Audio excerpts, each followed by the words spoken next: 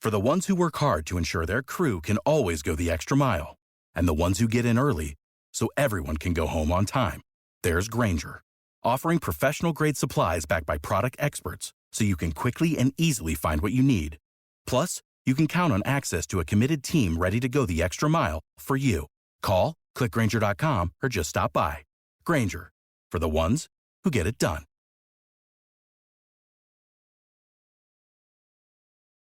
You're about to hear a story by comedian Chris Duffy. Chris is also the host of You're the Expert, a public radio show where three comedians try to guess what a leading scientist does all day. Once the comedians figure it out, they interview the scientist about why his or her work matters. The show is fun, it's funny, and you might even actually learn something. And if you like the Story Collider, I think you'll love You're the Expert. You can find them online at theexpertshow.com or on any podcasting app. A science story, huh? These NYU scientists, I felt right. But I was so and I just thought, well, I had figured it out. It was that golden moment. Because science was on my side.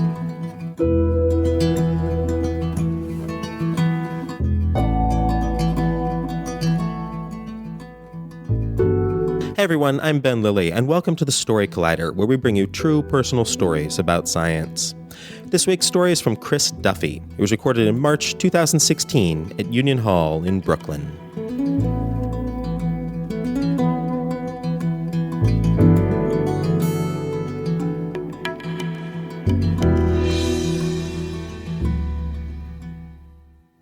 So obviously I am not a scientist, I am a comedian, but I do interview scientists on this radio show that I do called You're the Expert. And over the course of many years of doing the show now, I have talked to people who study everything from poisonous snails to people who study nuclear fusion. Nuclear fission, I think, is actually the one that exists. And it got me thinking that there's got to be people out there who actually study the neuroscience of laughter. And maybe those people could help me to become funnier as a comedian. And so over the past few months, I have been taking findings from neuroscience and trying to put them into effect in my comedy club performances. And I was very skeptical at first. I was skeptical that this could possibly make me a funnier comedian. But I tried it anyway. And here's the first thing that I encountered is the first big theory as I was doing some research that I ran into is this theory of benign violation. And so benign violation theory says that the reason why we laugh is because someone says something that is either scary or offensive. And then because of the context or the tone, we realize that it's actually benign. And that's why we laugh. So I was in a comedy club, and I tried to put this into effect. I was like, I'm not going to do my regular jokes. Instead, I'm going to try things that are from benign violation theory. So the way that I tried this was I found a friendly-ish looking man in the front row, and I said to him, "Hey, you're ugly." And no one laughed. In fact, the audience clammed up in a way where I was like, this is very uncomfortable. And then I was like, gotta make it benign. So I said, I'm just joking. And then not only did people not laugh, they were now confused as what is happening in this room? And then I got really nervous, actually legitimately embarrassed. And I was like, why did I say this mean thing to this guy? And so then I was like, no, I'm sorry, sir, I was really just joking. You're legitimately not ugly at all. I'm sorry. And I blushed really big. And then everyone did laugh. And then I was like, does benign violation theory work? Or is this just something because people are laughing at my genuine discomfort? So I feel like I have to chalk that one up to maybe that one worked. And one of my favorite quotes about science is Isaac Asimov, who said that all the really amazing findings in science, they don't happen, when they happen, someone doesn't say eureka. Instead, they say, that's funny.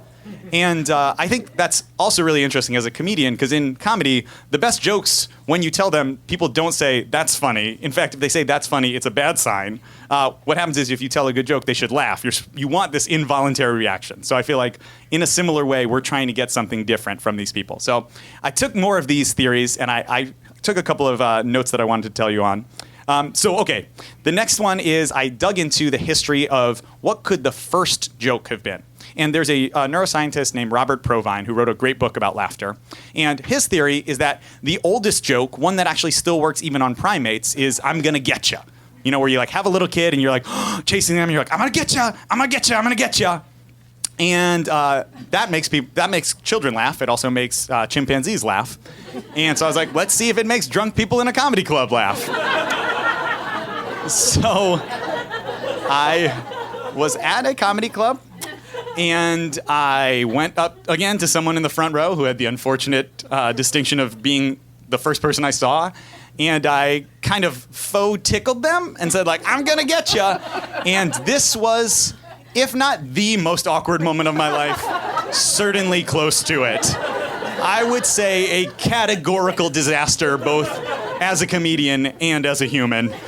I've never wanted to disappear more.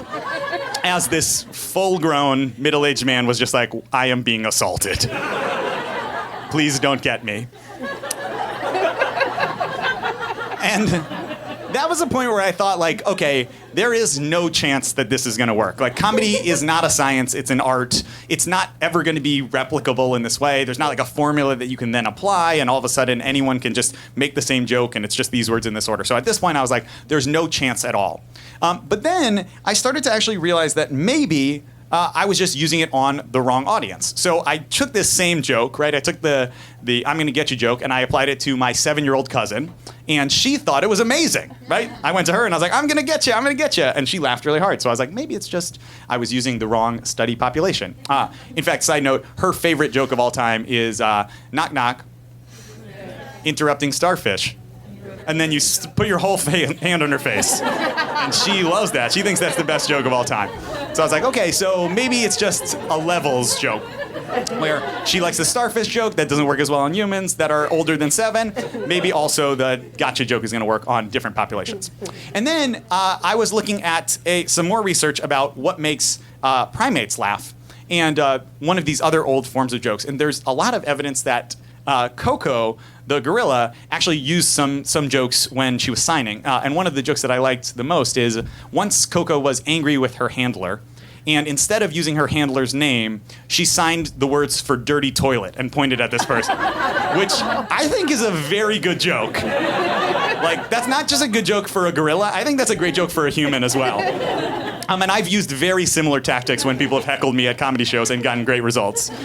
So that actually kind of sparked something for me where I was like, maybe the problem is that I'm trying to push things forward instead of looking back at jokes that work and trying to figure out why those jokes work. And so when I looked back at why Coco's dirty toilet joke is funny, the theory that is on that one is that it's misnaming, that we know that it's something and it's actually something different. And I realized I actually have a joke that I tell in my act normally that is a misnaming joke. So this is true. My name is Chris Duffy. But also true is my mom is a Jewish woman named Deborah Cohen. And so people are often like, how did your Jewish mother name you Christopher, right? How did she not realize that that is Christopher? And the true story is that until I was 3 years old, my mom did not realize that Christopher came from Christ, which is just my dad winning on every level. And it also explains why my little brother is named Yonah Schimmel. Okay, so that's not true. He's not named Yonah Schimmel. I'm glad that you laughed. That shows that we're on the same page. I told that joke in Boston and nobody laughed, and I was like, that's not his real name. That's the name of a Knish store on the Lower East Side. And they were like, what's a Knish? And I was like, I see the problem. But I realized, like, that is a misnaming joke, okay? So maybe the problem is just, like, I'm trying to push the string forward instead of pull the string through. And so then I started looking at other theories and seeing if they could apply to things that I've told. And this scientist, Matthew Hurley, his assumption with humor is that we laugh when there's an assumption that we've committed to that turns out to be flat out wrong. And so I thought about, do I have any jokes that work on that assumption? And I have one where there is something that I believed to be true and then totally turned out that it was not. So before I was a comedian, I was a 5th grade teacher. And sometimes people ask, like, why did you quit teaching and start doing comedy? And there were a lot of reasons, but one was there was this pivotal day where I went into the school and a 4th grade boy had gone into the boys' bathroom, opened up the soap dispenser, and pooped into the soap dispenser. Which is technically quite impressive. And also diabolically genius. Because what happened is at a certain point, the school started to smell bad. And then all the teachers were like, go wash your hands again. And when we realized what had happened, it was like an Inception moment where we were like, the soap is poop, the poop is soap, no! And that was the moment that I quit teaching. And I realized that is a misconception. That was a conception that soap has to be clean that I had committed to fully. And then when I realized that it was not, some humor arose, and horror, I guess, but humor and horror are very closely connected. So that's one. And then it made me think, like, maybe this is really actually a real thing. Maybe these neuroscientists actually are onto something. And so I went back to the benign violation theory, and that is the pet project of this guy, Peter McGraw, who's at UC Boulder. And he actually has a video where he tries to apply benign violation theory and make someone who is not funny funny. And this video is, for inexplicable reasons, up on ESPN.com. And I loved it. I think it's a hilarious video. I actually showed it at one of my comedy shows, and it was more successful than many of my jokes. And here's what it is he gets this guy who's not very funny. He's just like this kind of average white guy who's the head of a brewery in Boulder. And this guy doesn't really talk very much, and they use benign violation theory to try and get him to be funny. And so they put him through all this battery of tests, and over the course of the video, what happens is they rank him as not funny at the beginning, and then at the end, he tries to tell these jokes, and they ask all his friends and family if they think he's funnier. And what they find is that he actually is not funnier at all. But the one measure where he demonstrably made a lot of progress is he thinks that he is much funnier now. And so I have come to you with a very optimistic and hopeful conclusion, which I found both in myself and in this video, which is that science may not be able to make a white man actually funnier, but it certainly can make a white man more confident that he is actually hilarious. Thank you very much. That's my name. That's my time. Chris Duffy.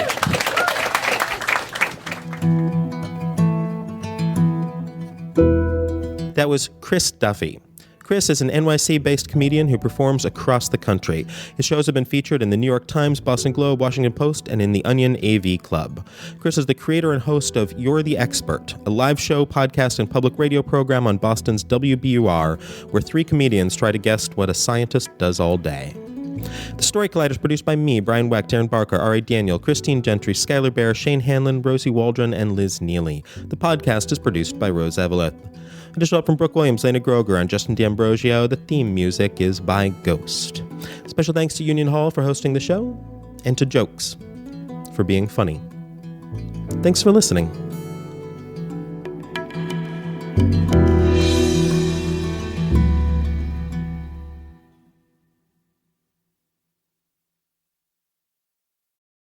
We all have that friend who wakes up early to go get everyone McDonald's breakfast, while the rest of us sleep in. This is your sign to thank them.